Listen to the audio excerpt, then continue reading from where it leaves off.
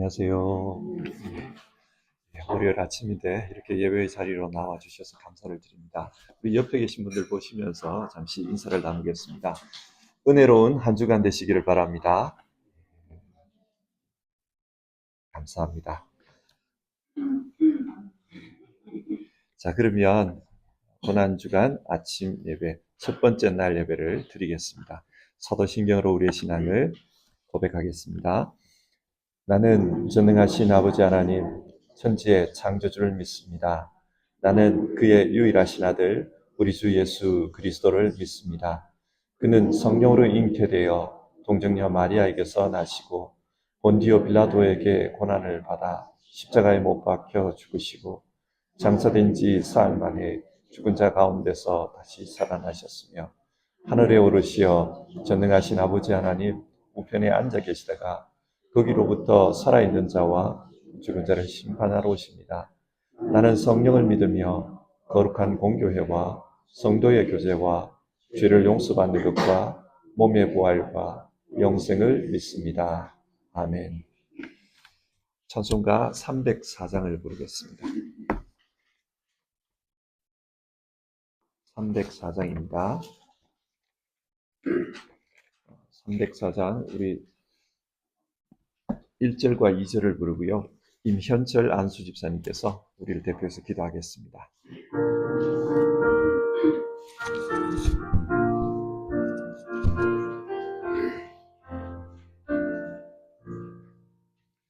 그 크신 하나님의 사랑 말로 다여 못하네 저 높고 높은 별을 넘어 이 낮고 낮은 땅 위에 죄범한 영혼 구하여 그 아들 보내사 왕복 재물 삼으시고 죄 용서하시건대 하나님 크신 사랑을 증명다 못하네 영원히 변치 않는 사랑 성도여 찬양하세 괴로운 시절 지나가고 땅 위에 영화쇠할 때 주이지 않던 영혼을 그 소리 외쳐 울어도 주님은 성도들에게 그 사랑 내두사 우리의 죄 사했으니 그의 있을까 하나님 크신 사랑을 증량다 못하네 영원히 변치 않는 사랑 성도여 찬양하세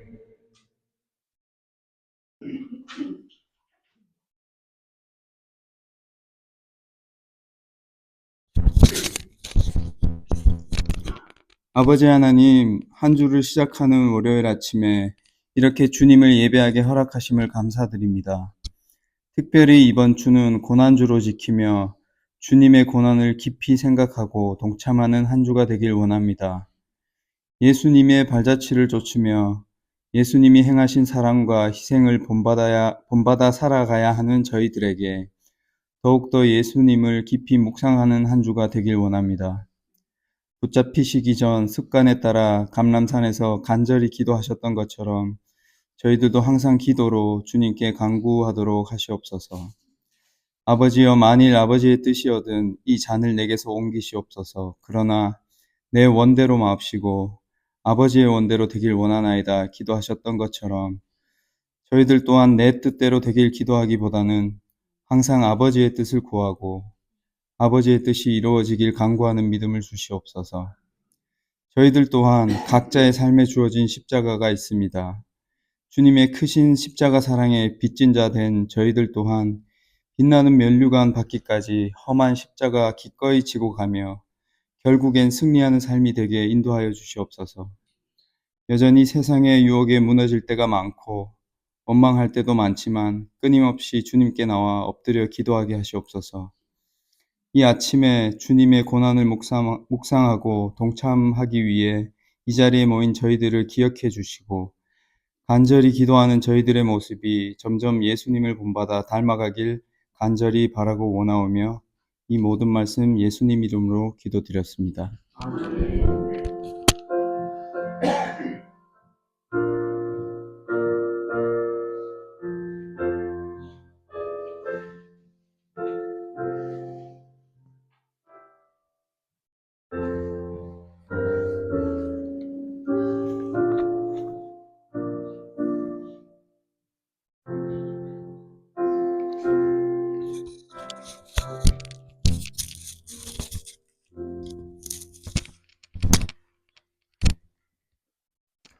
성경 말씀을 같이 읽도록 하겠습니다. 함께 읽으실 성경 말씀은 마가복음 12장 1절부터 12절까지입니다.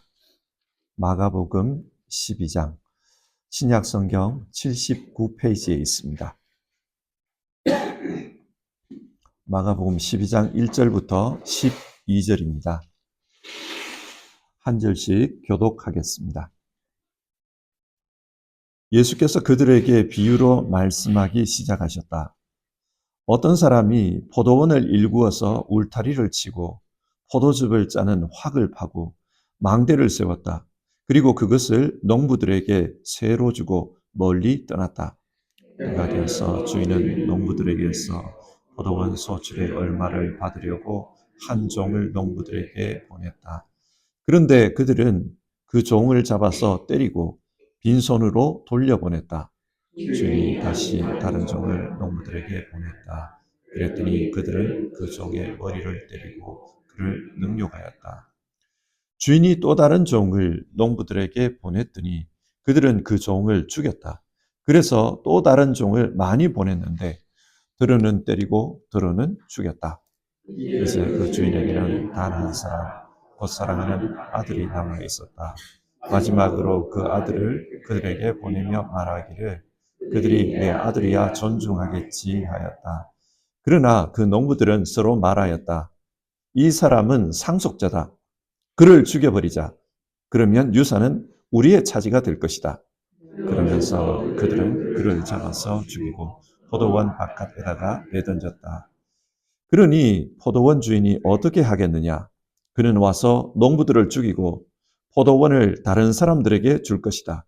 너희는 성경에서 이런 말씀도 읽어보지 못하였느냐? 집을 짓는 사람이 버린 돌이 집 모퉁이의 머릿돌이 되었다. 이것은 하나님께서 하신 일이요 우리 눈에는 놀랍게 보인다. 같이 읽겠습니다. 그들은 이 비유가 자기들을 겨냥하여 하신 말씀인 줄 알아차리고 예수를 잡으려고 하였다. 그러나 그들은 무리를 두려워하여 예수를 그대로 두고 떠나갔다. 아멘. 저는 신학을 공부하면서 이런 생각을 하게 되었습니다. 신앙은 하나님과의 관계의 문제다. 하나님과의 관계에 충실한 것이 신앙생활을 잘 하는 것이다. 제 개인적인 결론입니다. 그래서 제 개인적으로는 기도할 때마다 하나님과의 관계를 생각하면서 기도하고 있습니다. 그리고 성경을 읽을 때에도 하나님과의 관계를 중심으로 해서 성경 말씀을 읽고 있습니다. 그러면 성경이 말하는 하나님과의 관계가 구체적으로 어떤 것일까요? 성경은 이 관계를 언약이라는 단어를 통해서 표현하고 있습니다. 언약은 이런 겁니다. 하나님께서 말씀하십니다. 나는 너의 하나님이 되고 너는 나의 백성이 될 것이다. 이것이 언약입니다. 독일어 표현이 좀 더 단순하고 기억하기 좋은 것 같아요. Ich bin dein, du bist mein. 하나님께서 우리의 신이 되어 주십니다. 그리고 우리는 그분의 소유가 됩니다. 이것이 언약입니다. 이런 식으로 하나님과 우리는 분트가 되는 겁니다. 신앙은 하나님과 분트가 되는 것입니다. 하나님은 이런 언약을 성취하기 위해서 예수님을 보내주셨습니다. 예수님께서 십자가에 달리시기 전에 성찬식을 하셨습니다. 그 성찬식에서 포도주를 나눠주면서 이것을 받아 마시라. 이 잔은 너희를 위해서 흘리는 새 언약의 피다. 그렇게 말씀하셨습니다. 예수님은 십자가에서 자신과 우리를 분트로 이어주신 겁니다. 예수님 안에서 우리는 하나님과 하나가 되었습니다. 요한복음 15장의 말씀입니다. 나는 포도나무요 너희는 가지이다. 우리는 예수님과 포도나무와 가지의 관계로 하나가 되었습니다. 하나의 운명이 되었고 하나의 공동체가 되었습니다. 우리는 예수님 안에서 하나님과 분트가 됩니다. 이것이 신앙입니다. 지금 우리는 고난주간 아침 예배를 드리기 위해서 이렇게 모여 있습니다. 그런데 예수님이 당하신 고난을 왜 우리는 생각해야 하고 왜 그분의 고난을 생각하면서 예배해야 하는 겁니까? 그가 찔린 것은 우리의 허물 때문이고 그가 상처를 받은 것은 우리의 악함 때문이다. 그가 징계를 받음으로써 우리가 평화를 누리고 그가 매를 맞음으로써 우리의 병이 나았다. 왜 우리의 허물 때문에 그분이 찔립니까? 분투이기 때문입니다. 그분이 징계를 받았는데 왜 우리가 평화를 누립니까? 예수님과 우리는 분투이기 때문입니다. 그래서 예수님이 당하신 그 고난은 오늘 우리의 고난이기도 합니다. 우리를 위한 고난입니다. 그래서 우리는 예수님의 고난을 묵상하며 예수님의 사랑, 예수님의 마음, 우리를 향한 열정, 그것을 생각하는 것입니다. 자, 그러면 오늘 아침에 읽은 말씀을 우리 같이 한번 보십시다. 이 말씀은 예수님께서 하신 비유입니다. 예수님은 당시의 상황을 이 비유를 통해서 말씀해 주셨습니다. 이 비유 내용을 좀 더 구체적으로 한번 파헤쳐 봅시다. 1절입니다. 어떤 사람이 포도원을 일구어서 울타리를 치고 포도즙을 짜는 확을 파고 망대를 세웠다. 그리고 그것을 농부들에게 새로 주고 멀리 떠났다. 여기서 어떤 사람은 하나님을 가리킵니다. 그리고 포도원은 하나님이 창조하신 이 세상을 의미합니다. 하나님께서는 이 세상을 창조하시고 창조하신 이 세상을 사람들에게 맡겼습니다. 생육하고 번성하고 땅에 충만하여 땅을 다스리라. 사람들에게 이 땅을 다스리게 했습니다. 따라서 이 비유에 나오는 농부는 우리 같은 사람들을 의미합니다. 근데 여러분, 이 비유는 당시 상황을 설명하기 위한 비유입니다. 따라서 당시 상황에 맞춰서 해석해 볼 필요가 있습니다. 예수님은 어떤 상황에서 이 비유를 말씀하셨습니까? 성경을 읽어보면 오늘 본문 바로 앞에 성전 정화 이야기가 나옵니다. 예수님께서 성전에 가셨다가 장사하는 사람들을 보고 그 사람들의 상을 엎었다고 합니다. 그리고 그 사람들을 성전에서 몰아내십니다. 하나님의 집을 강도의 소굴로 변질시켜 놓았기 때문에 그렇게 하셨습니다. 그러자 성전 지도자들이 예수님을 찾아왔습니다. 그들이 찾아온 이유는 자신들의 수입에 큰 차질을 가져왔기 때문입니다. 따지러 왔습니다. 도대체 당신은 무슨 권위로 이런 행동을 행하는 것인가? 누가 당신에게 이런 권한을 주었는가? 우리는 산헤드린 공의회를 통해 이렇게 할 수 있는 모든 권한을 받아서 합법적으로 장사하고 있는 것이다. 그렇게 주장했습니다. 이 말을 들으신 후 예수님은 자신에게 따지고 있는 그 지도자들, 성전 지도자들에게 오늘 비유를 말씀하신 것입니다. 그러므로 이런 맥락 속에서 이 비유를 해석해야 합니다.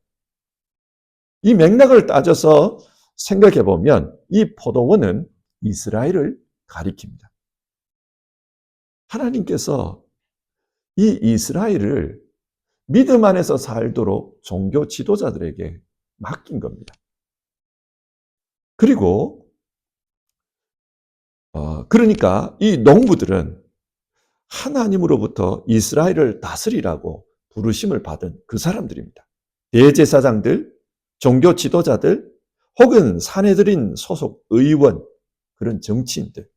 그러니까 지금 예수님께 찾아와서 따지고 있는 그 사람들이 바로 농부들입니다. 그래서 12절을 보면은 이 사람들이 그걸 알아요. 자기들을 겨냥해서 하는 말이다라는 걸 알아차립니다. 자, 이 비유를 보면 주인이 세를 주고 멀리 떠났다고 합니다. 이 말은 하나님께서 이스라엘의 통치를 이 이스라엘 지도자들에게 맡기고 하늘나라에서 보고 계신다는 뜻입니다. 그리고 2절입니다. 때가 되어서 주인은 농부들에게서 포도원 소출의 얼마를 받으려고 한 종을 농부들에게 보냈다. 소출의 얼마를 받으려고 한다는 말은 이미 하나님과 이 농부들 사이에 계약이 있었다는 것을 전제합니다. 계약이 없는데 어떻게 소출을 받겠습니까? 계약이 있는 거예요. 전체 소출 중에서 얼마를 주인께 바치겠습니다. 계약이 체결되어 있는 상태입니다. 이 계약을 성경의 용어로 바꾸면 언약입니다. 분트입니다. 하나님과 농부들 사이에 분트가 있는 거예요. 나는 그들의 하나님이 되고 하나님이 주인이십니다. 그들은 내 백성이 될 것이다. 이 농부들은 하나님을 섬기는 하나님 나라의 사람들입니다. 하나님께서 이들에게 요구하시는 소출, 그것은 하나님의 사랑, 하나님의 공의입니다. 사랑과 공의의 열매를 요구하는 것입니다. 그리고 이스라엘을 다스리면서 하나님 사랑, 이웃 사랑의 열매를 얼마나 맺었느냐, 그 열매를 보여달라고 이 종들을 보낸 겁니다. 여기 나오는 종들은 구약시대의 예언자들을 가리킵니다. 하나님은 예언자를 보내서 얼마나 하나님 사랑, 이웃 사랑으로 살고 있느냐, 그 소출을 내놓아라. 그걸 말씀한 겁니다. 그런데 농부들이 어떻게 반응했습니까? 3절입니다. 그런데 그들은 그 종을 잡아서 때리고 빈손으로 돌려보냈다. 여기서 때린다는 말을 헬라어로 보면 살가죽이 벗겨질 정도로 채찍질했다는 의미입니다. 박해를 가한 겁니다.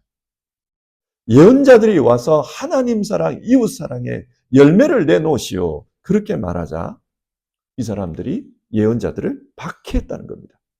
대표적인 인물이 예레미야입니다.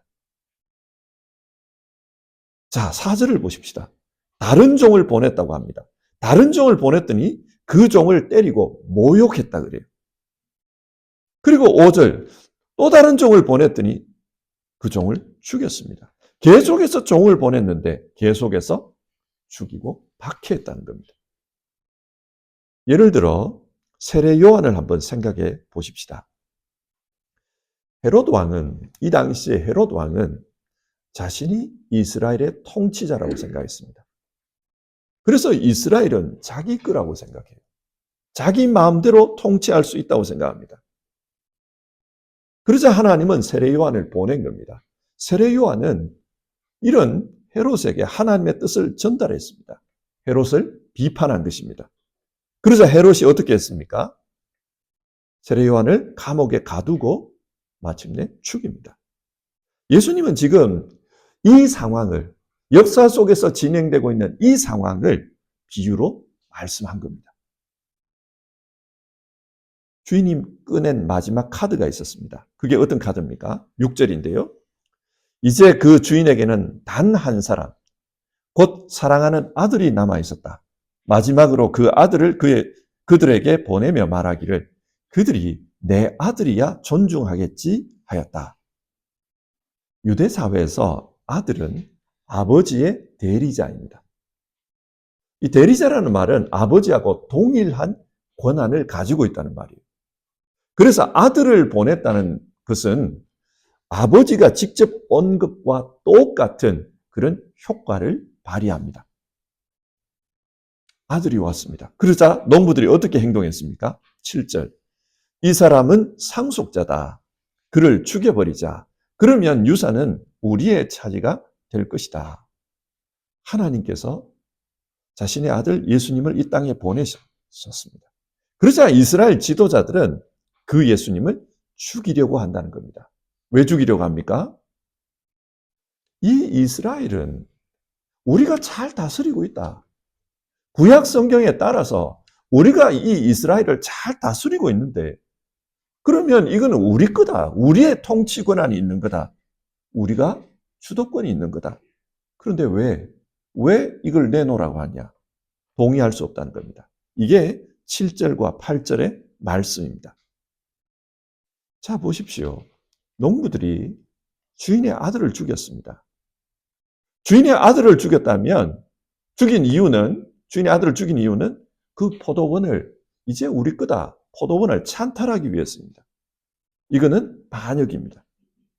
주인에게 반역을 저지른 겁니다. 아들을 죽이고 그 포도원을 자기 것으로 삼으려고 했습니다. 자, 그러면 주인은 어떻게 하겠습니까? 9절을 보시면 그는 와서 농부들을 죽이고 포도원을 다른 사람들에게 줄 것이다. 주인이 직접 와서 농부들을 심판할 것이라고 합니다. 그리고 그 포도원을 다른 사람에게 준다고 합니다. 이 심판이 어떤 식으로 나타납니까? 예수님 당시 지도자들은 AD 70년 유대 전쟁으로 말미암아서 로마에게 완전히 멸망합니다. 유대 전쟁을 일으켰고 하나님은 로마라는 그 몽둥이를 가지고 이스라엘을 후리친 겁니다. 그래서 그들은 2000년 동안이나 나라 없는 백성으로서 서름을 당하며 살았습니다. 하나님의 심판이었습니다. 자, 이 말씀을 오늘 우리에게 한번 적용을 해봅시다. 여러분, 죄가 무엇입니까? 죄는 하나님과의 관계를 부서뜨리는 것이 죄입니다. 앞에서 신앙이 하나님과의 분트, 하나됨이라고 그랬지 않습니까? 그렇다면 죄는 이 분트를 깨뜨리는 겁니다. 그게 죄입니다. 어떻게 분트를 깨뜨립니까? 오늘 비유를 보면 하나님이 주인이십니다. 그런데 그 하나님의 주인됨을 인정하지 않는 것, 그게 죄입니다. 농부들은 이 아들만 죽이면 이 포도원은 우리의 것이 될 것이다. 그렇게 생각합니다. 이 포도원이 자기 것이 될 수 있다. 주인을 인정하지 않는 거예요. 이게 죄입니다. 우리 개인에게 적용해 보면 내 인생은 내 것이다. 그게 죄입니다. 내 인생은 내 것이니까 내 마음대로 살아도 된다. 내가 원하는 대로 행해도 된다. 이게 죄입니다. 사람들은 자기 인생의 최대 목표로 자아실현을 말합니다. 자아실현이 뭡니까? 내가 원하는 것을 이루겠다는 겁니다. 이걸 인생의 목표로 삼습니다. 이게 죄입니다. 내가 내 인생의 주인이 되어서 내 인생이라는 이 포도원을 내 마음대로 하겠다. 이게 죄입니다. 그렇다면 여러분, 우리 그리스도인들에게 자아는 무엇일까요? 우리 그리스도인들의 자아는 하나님과의 분투 속에서 생각되어야 합니다. 그렇게 보면 우리의 자아는 하나님의 자녀, 하나님의 백성, 하나님 교회의 지체, 그것이 우리의 자아입니다. 포도나무 가지에 붙어있는 가지, 그것이 우리의 자아입니다. 그러면 우리에게 자아실현은 무엇이겠습니까? 우리에게 자아실현은 하나님을 인정하고 그 하나님께서 원하시는 열매를 맺는 것이 우리의 자아실현입니다. 사랑과 공의를 실천하는 겁니다. 하나님 사랑, 이웃 사랑을 실천하는 것입니다. 하나님의 뜻을 이루기 위해서 내 인생의 포도원을 잘 농사짓는 겁니다. 그것이 자아실현입니다. 하지만 죄 가운데 있는 인간은 오늘 비유가 말하는 것처럼 포악한 생각을 가지고 있습니다. 이 포도원은 내 것이다. 이 사람만 제거하면은 내 것이 될 수 있다. 그래서 내 인생 속에 하나님을 지우개로 치우고 있습니다. 근데 이걸 좀 더 깊이 생각해 보면 이게 사탄의 한 짓이에요. 사탄이 예수님에게 찾아와서 시험하면서 이런 말을 합니다. 나에게 엎드려 절하라. 그러면 세상 모든 나라의 영광을 네게 주겠다. 그렇게 말합니다. 무슨 말입니까? 사탄은 이 세상 모든 것이 자기 거라는 거예요. 내 거기 때문에 내가 줄 수 있다. 이렇게 말해요. 이 세상이 자기 거라고 합니다. 공중 권세 잡았다. 이건 내 거다. 그렇게 생각하는 거예요. 이처럼 나라는 개인의 삶 속에 이거는 내 거다. 내 가정도 내 거다. 내 자식도 내 거다. 세상은 내 마음대로 할 수 있다. 이게 마귀적인 생각입니다. 이게 죄입니다. 자, 그렇다면 예수님은 이런 죄 가운데 살아가는 인간들을 어떻게 구원해 내십니까? 주님 말씀하셨어요. 나는 죄인을 구하러 왔다. 그러면 어떻게 구해내십니까? 죄가 하나님과의 분틀을 깨뜨린 것이라면 예수님은 그 분틀을 다시 회복함으로 우리의 구원을 이루는 겁니다. 그래서 십자가에서 새 언약의 피를 흘리는 겁니다. 그 십자가를 통해 하나님과 우리를 다시 연결하겠다는 겁니다. 그게 10절과 11절에 나오는 말씀입니다. 집을 짓는 사람이 버린 돌이 집 모퉁이의 머릿돌이 되었다. 이것은 주님께서 하신 일이요. 우리 눈에는 놀랍게 보인다. 시편 118편에 나오는 말씀입니다. 시편 118편은 대표적인 메시아 시입니다. 메시아께서 이 땅에 오시면 어떤 일을 하실까? 집을 짓는 사람들이 버린 돌로 새로운 집을 세운다는 겁니다. 그게 메시아께서 하시는 일이에요. 자, 여기서 집을 짓는 사람, 이 사람들이 누구를 가리키는가? 타락한 유대 지도자들을 가리킵니다. 우리가 오늘 비유에서 보는 이 성전 지도자들, 이 사람들은 우리가 하나님의 집, 성전을 관리하는 사람들이다. 이 성전은 우리가 지키는 사람들이다. 그렇게 주장했습니다. 그래서 자신들을 비판하는 예수님을 죽였습니다. 이 이야기예요. 네. 그런데 그 집을 짓는 사람들이 버린 돌, 예수님이겠죠? 그 버린 돌이 새로운 집의 모퉁이의 머릿돌이 되었다는 겁니다. 이 새로운 집에 모퉁이 돌이 되어서 새롭게 집을 만들어 가십니다. 여기서 모퉁이 돌로 번역된 말이 카탈렌 고니아스라는 단어입니다. 이 카탈렌 고니아스는 두 가지 해석이 있어요. 하나는 집을 지을 때 기초석, 바닥에 놓는 기초석을 가리킨다. 그 해석이 하나 있고요. 또 하나는 이 시대가 그 로마 시대잖아요. 로마 시대 건축의 대표적인 모습이 아치입니다. 이 아치를 만들 때 돌을 이렇게 쌓아요. 근데 마지막에 여기에 쐐기돌을 박아야 돼요. 그 쐐기돌을 박으면 이런 아치가 가능해집니다. 우리 예배드리는 루카스 교회 천정을 보면 아치잖아요. 그 아치를 만들 때도 중간에 마지막에 그 돌을 박음으로써 이게 안 무너지고 유지가 되는 거예요. 그게 카탈렌 고니아스라는 거예요. 그러니까 건축자들이 버린 돌, 유대 지도자들이 죽인 분, 예수님이죠. 그 예수님이 하나님의 집의 꼭대기 돌, 그 꼭대기 돌이 되신다. 그 말입니다. 예수님으로 말미암아 새로운 성전, 새로운 집이 지어집니다. 그게 뭡니까? 교회입니다. 그런데 이 교회가 좀 특이한 점이 있어요. 이 비유에서 보면 하나님께서 오셔가지고 악한 농부들을 심판하고 그 포도원을 다른 사람들에게 준다, 이 말이 나와요. 이 말은 하나님 집의 사람들이 이제 유대인들이 아니라 열방의 사람들, 다른 사람들이라는 그 말입니다. 그 다른 사람들을 통해서 하나님의 교회가 세워집니다. 하나님의 집이 세워집니다. 오늘 성경은 이걸 말합니다. 자, 이 말씀을 한번 정리를 해봅시다.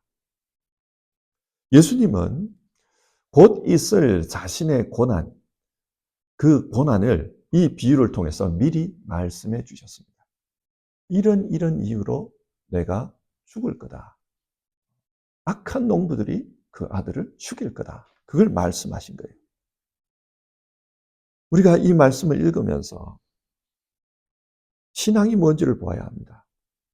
신앙은 하나님과의 관계입니다. 하나님의 언약에 충실한 겁니다. 우리는 하나님 집의 농부일 수 있습니다. 그래서 하나님이 원하시는 열매를 맺고 그 열매를 들여서 하나님을 기쁘게 해야 할 사람들입니다. 근데 여러분, 우리는 어떤 농부입니까? 올 한 해 우리는 어떤 농부로서 살아가고 있습니까?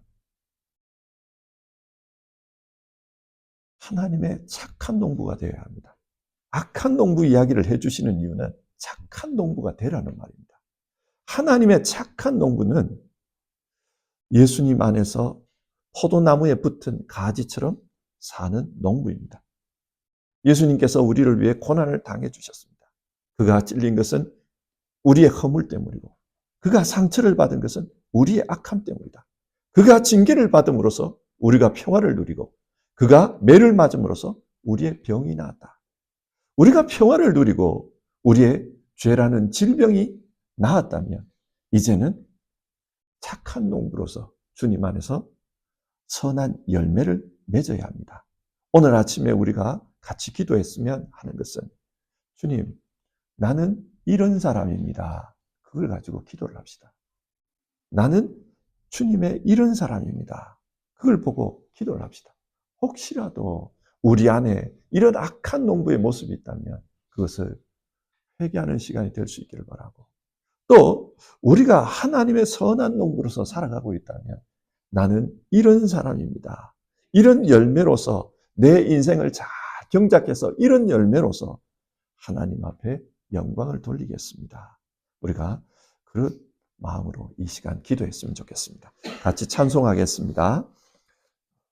438장입니다. 438장. 내 영혼이 은총 입어. 옛날 찬송가는 495장입니다. 우리 1절, 2절, 3절 다 한번 불러봅시다.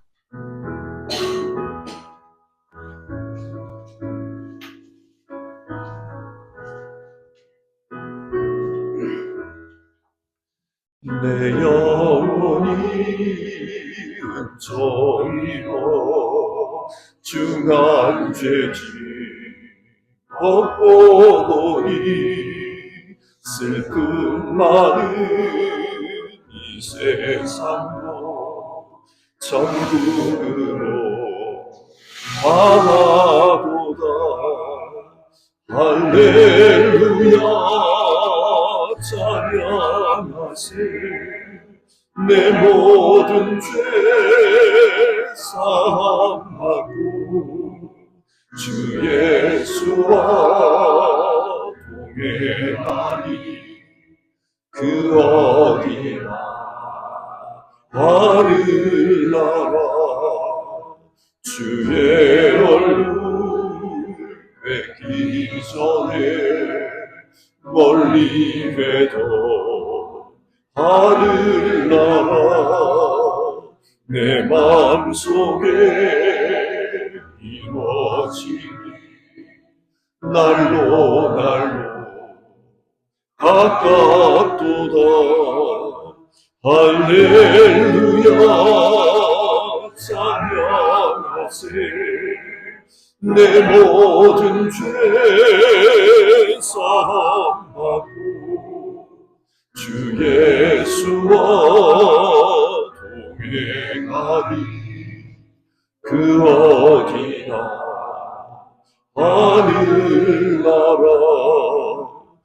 높은 산이 거친 들이 저막이나 궁궐이나 내 주 예수 모신 곳이 그 어디나 하늘나라 할렐루야 찬양하세 내 모든 죄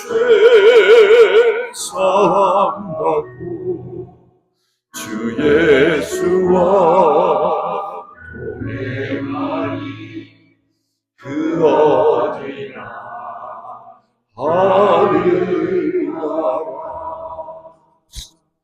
자, 우리 같이 기도해 봅시다.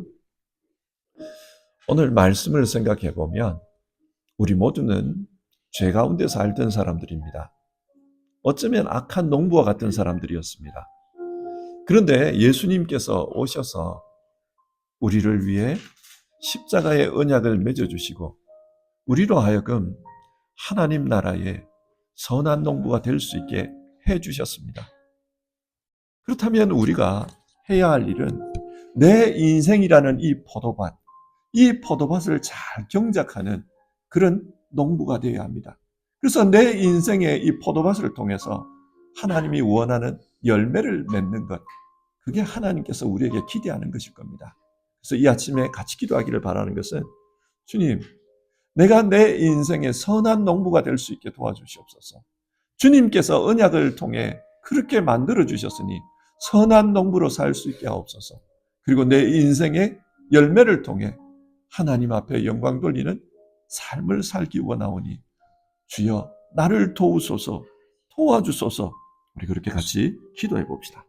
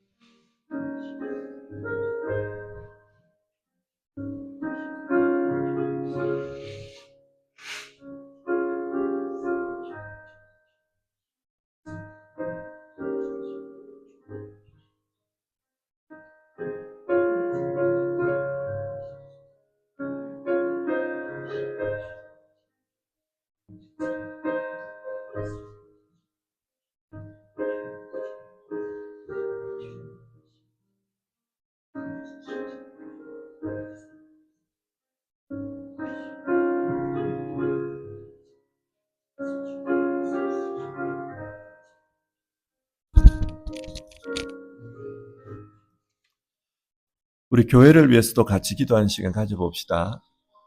교회 안에 우리 어르신들 경우 건강에 어려움을 당하시는 분들이 참 많습니다.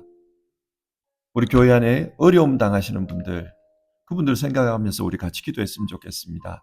하나님이 우리에게 원하시는 열매는 하나님 사랑, 이웃 사랑입니다. 하나님, 어려움 당하는 이들을 도와주시옵소서. 건강에 어려움이 있는 분들이 있습니다. 또 가정적으로 힘든 상황에 있는 분들, 또 진로가 선택되지 않아서 미래 때문에 어려움을 호소하는 이들이 있습니다. 하나님, 여러 가지 다양한 종류의 어려움을 가지고 있는 이들을 도와주시옵소서. 그들이 힘을 얻을 수 있도록 도와주시옵소서. 하나님이 구체적으로 해결책을 제시해 주시옵소서.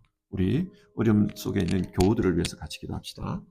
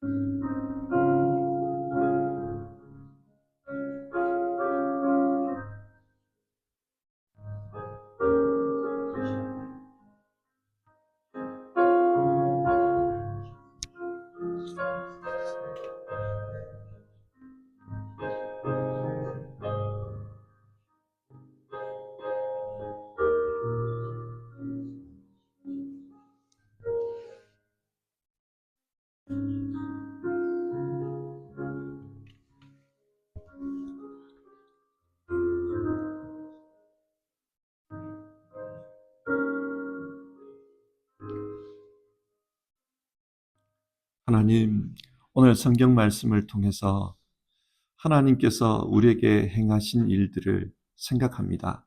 예수님을 통해 예수님 집에 한 사람으로 우리가 살아갈 수 있도록 해주셨습니다. 우리는 예수님 집에 농부로서 어쩌면 살아가고 있는 것입니다. 우리 인생의 포도원을 잘 경작해서 하나님 앞에 열매로서 돌려드리는 우리 모두 될 수 있도록 도와주시옵소서. 우리가 살아가고 있는 우리의 모습을 돌아봅니다. 언제나 이기적으로 살지는 않았는지, 내가 내 인생의 주인이라고 고집하면서 내 마음대로 살지는 않았는지 돌아봅니다. 주님, 교회를 돌아봅니다. 우리 시대의 교회가 정말 하나님 앞에 충성된 교회인지 아니면 악한 농부들처럼 자신의 이익만 탐하면서 살았는지 돌아봅니다. 주님, 주님께서 고난당하신 이 고난주간 우리 모두가 기도하는 가운데 깨끗함을 입을 수 있게 도와주시고 새로운 삶을 살아갈 수 있도록 주님 역사해 주시옵소서. 우리 모두는 하나님의 사람으로서 하나님의 선한 농부로서 자기 인생을 잘 경작할 수 있도록 도와주시옵소서. 오늘도 하나님 앞에 기도하면서 하루를 살아가시는 모든 분들 삶 속에 하나님의 역사가 있어서 그 인생이 내가 어디에 있든지 슬픔 많은 이 세상도 하나님 나라로 변해가는 것을 보게 하옵소서. 내가 이 땅에 있든지 높은 산에 있든지 낮은 골짜기에 있든지 믿음 안에서 그 삶을 하나님 나라로 바꿔가는 선한 농부로서 살 수 있도록 도와주시옵소서. 우리 주님 귀하신 예수님의 이름으로 기도드립니다. 아멘. 주기도문 하겠습니다. 하늘에 계신 우리 아버지, 아버지의 이름을 거룩하게 하시며 아버지의 나라가 오게 하시며 아버지의 뜻이 하늘에서와 같이 땅에서도 이루어지게 하소서. 오늘 우리에게 일용할 양식을 주시고 우리가 우리에게 잘못한 사람을 용서하여 준 것 같이 우리 죄를 용서하여 주시고 우리를 시험에 빠지지 않게 하시고 악에서 구하소서. 나라와 권능과 영광이 영원히 아버지의 것입니다. 아멘.